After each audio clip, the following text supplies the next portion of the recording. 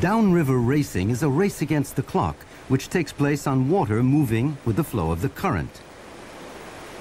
The athlete is entirely free to choose his descent paths on the variable lengths of the courses. Two types of races are organized, the classic and the sprint. The classic consists of just one round, which lasts between 10 and 25 minutes. The sprint is the addition of two identical rounds, which last from 1 to 5 minutes each.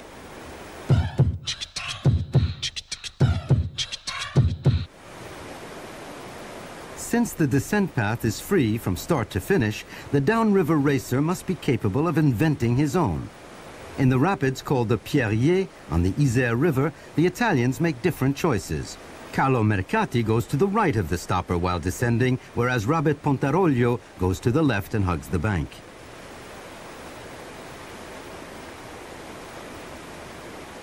To the right, to the left.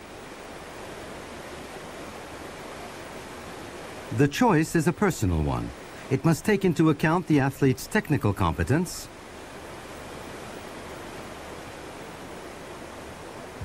physical qualities,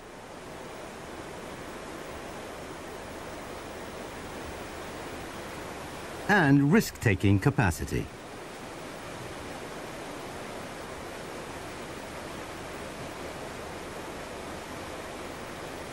The choice of a descent path is important for speed and must also be especially well executed. But since each descent is different, the downriver racer must know how to adapt.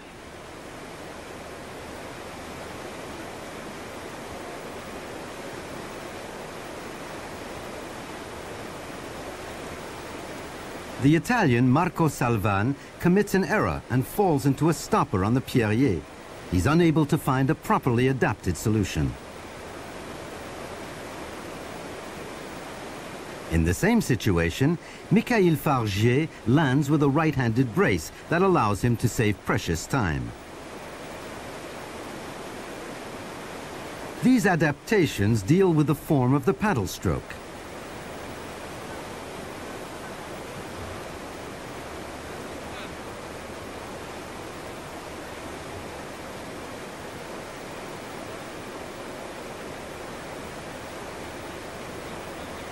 They also concern the budgeting of one's effort during the competition.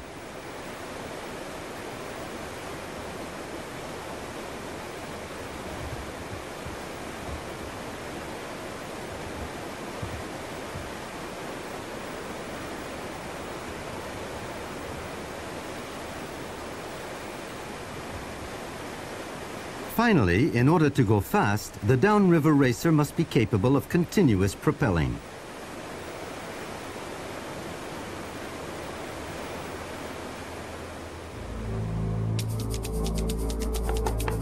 Three types of actions are performed by the paddler: balanced, propelling, and steering. The beginner executes each action in a separate manner. He places priority on balance in white water. As he improves, the downriver racer integrates the balanced and steering actions for the propelling. And at a higher level, the paddler propels continually.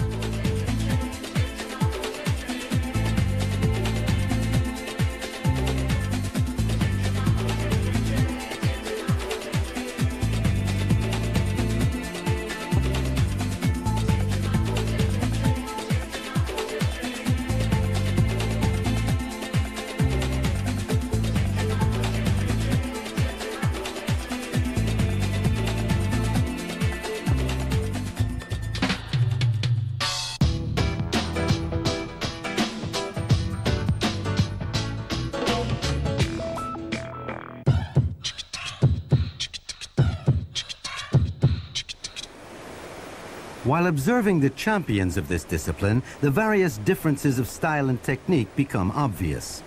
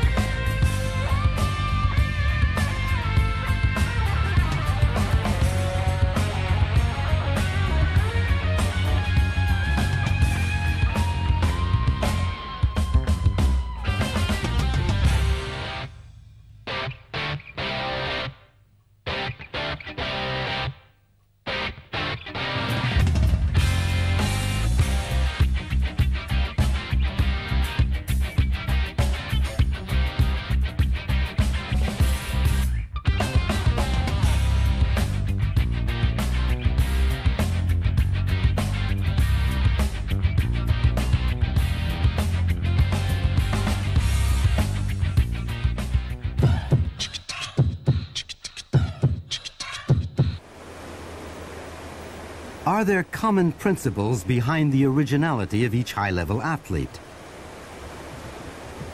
We see that every kayakist has a rotating chest movement.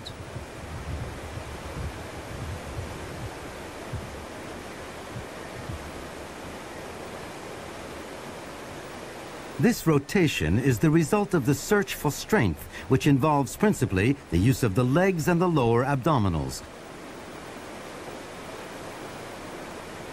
It also corresponds with the will to paddle forward.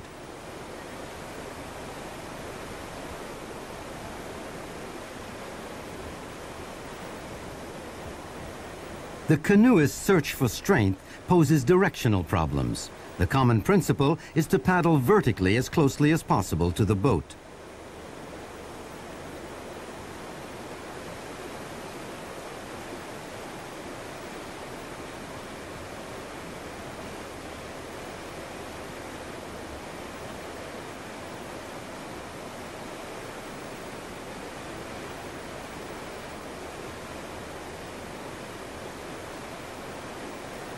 In all categories, the efficiency of the movement automatically results in a good transfer of energy to the boat.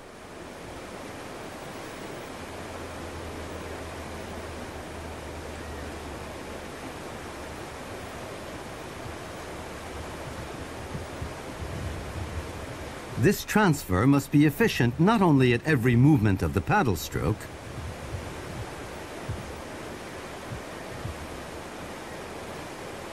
but also during the maneuvers.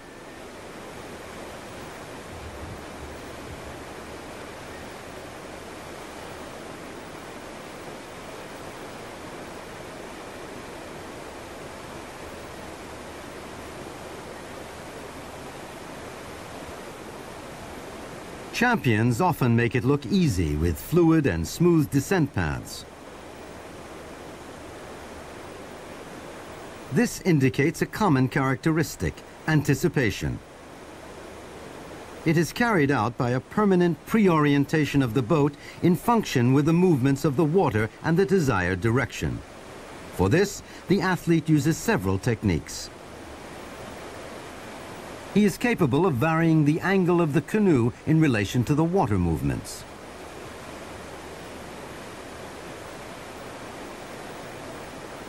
He must use the heel or correct the trim of his kayak.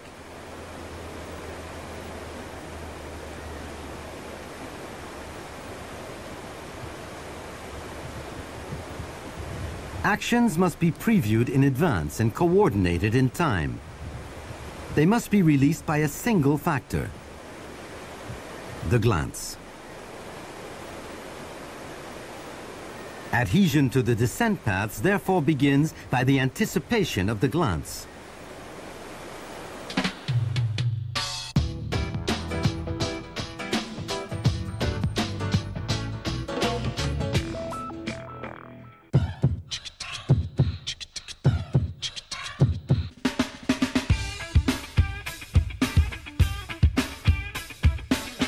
The quality of the paddle stroke is a constant preoccupation of the downriver racer during his descent. To paddle effectively during the descent, several criteria must be respected. Whitewater racing is a complicated activity. Practice is vital in order to develop special know-how. This part allows for the presentation of the majority of these specifications.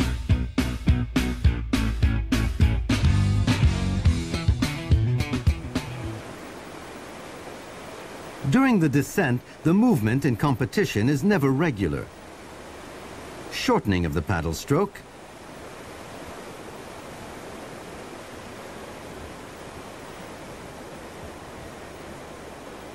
redoubling of the braces,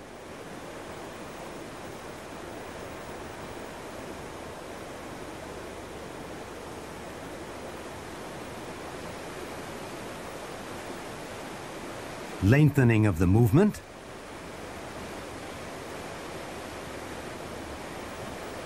the pause between two paddle strokes. These adjustments are carried out using great variations of amplitude. They are indispensable for synchronizing one's paddle stroke according to the relief of the river.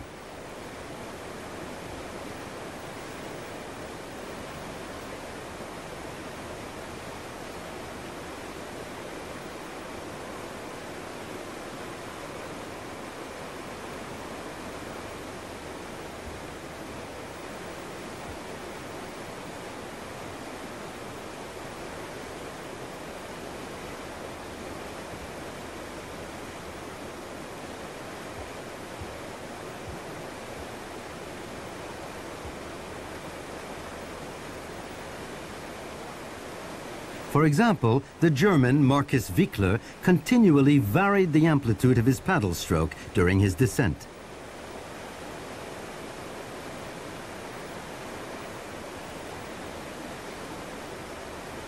One short stroke with his left arm bent,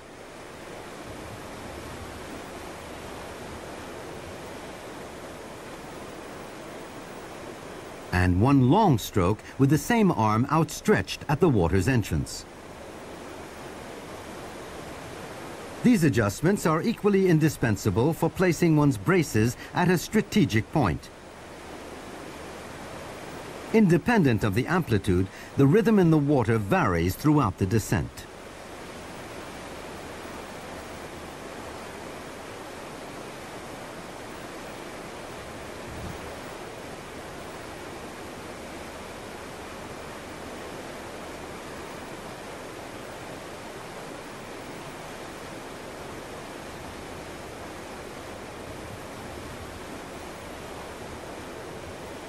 This rhythm adjustment is an example of perfect execution, performed here by the team of Damien Fès and Pierre Ross.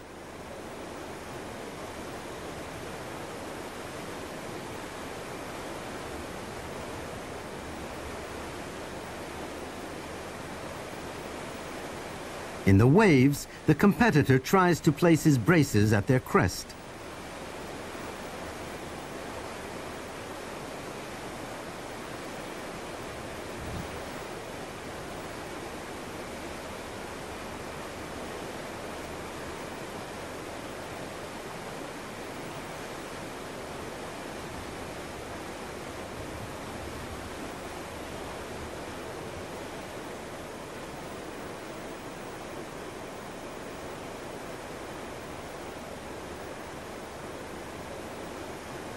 He nevertheless places all the power at the moment when the stern is still anchored in the water.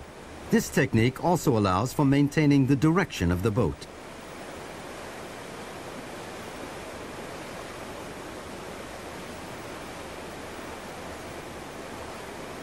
This technique is applicable to the canoe.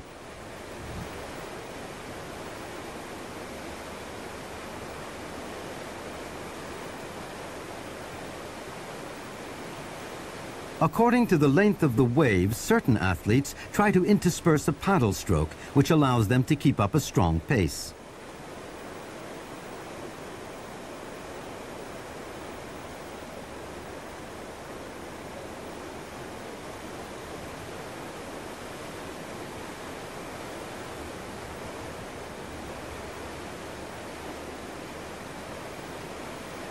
The positioning of the braces is equally important during the negotiation of a stopper.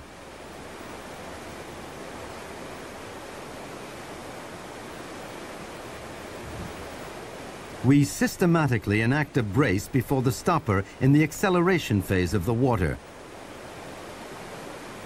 and especially a brace behind the stopper.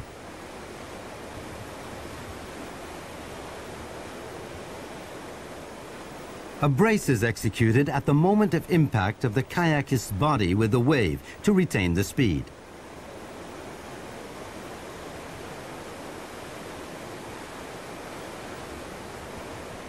Positioning of the braces is equally strategic in relation to the lateral positioning.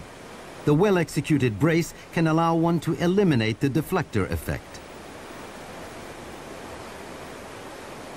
In order to do so, it must be executed in opposition to a lateral current at the moment when the bow of the boat comes into contact with it. This action is often reinforced by a heel.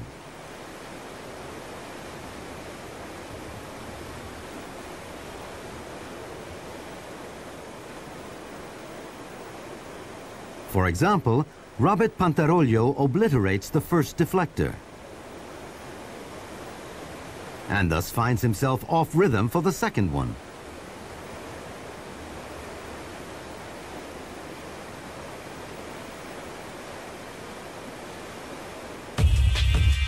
To maintain a high speed means maintaining a great number of paddle strokes per minute.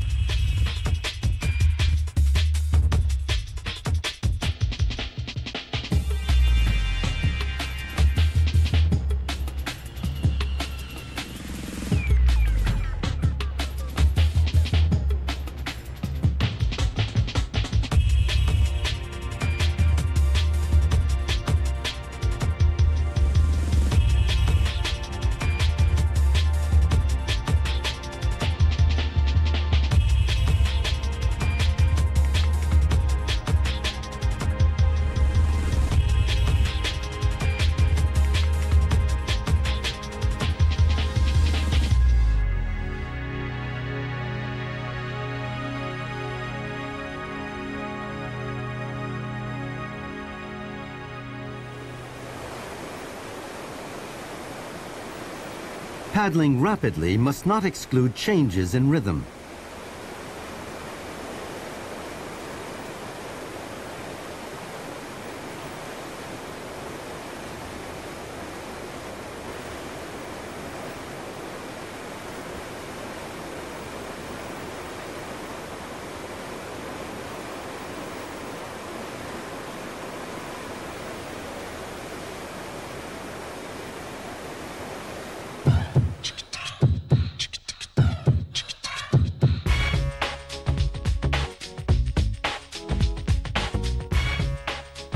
Downriver racing boats are fast and difficult to maneuver. Tradition has it that we learn to turn by positioning one's kayak on the heel. But in the reality of white water, should we use the heel in all situations? This is what we're going to look at in the final part dealing with technique, how to turn while descending.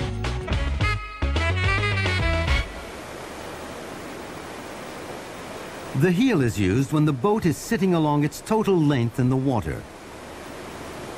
We find this situation on flat water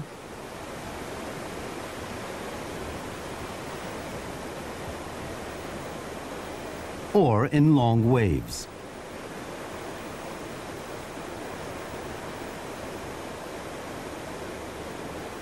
The heel must be large, but not extremely so if we don't want the back fin to block the slide.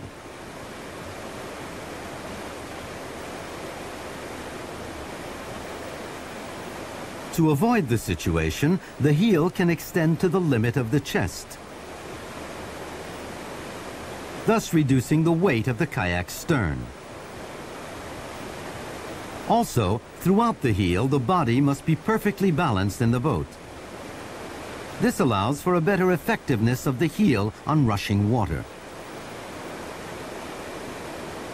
To turn, we can also use an inverted heel.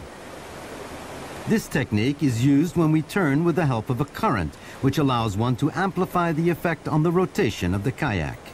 In this situation, keeping the boat flat or using a normal heel will break the rotation speed, as seen here in the descent path error committed by the German Claudia Bokoff.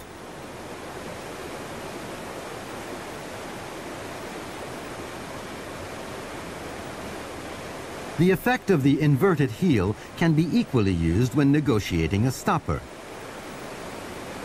Actually, when coming out of the water, the pointed bow turns on its side, where we heel thanks to the narrow form of the deck.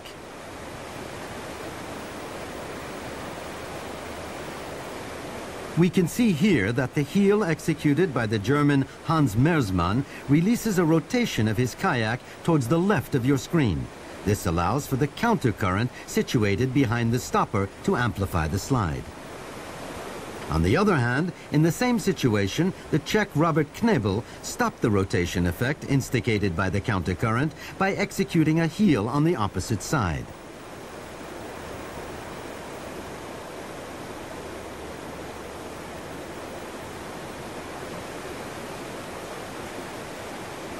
The heel, however, is not the only method for turning. We will now see another way of going about it.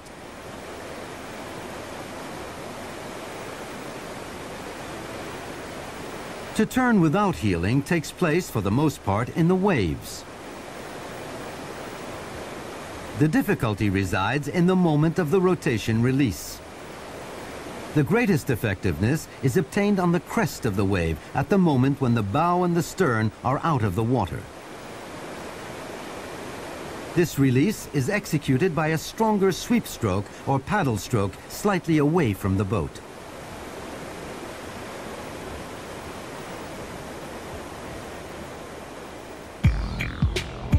Now that we've completed the technical part, we would like to wish you all a good downriver descent. And don't forget, it's the pleasure of the event which is your best guide.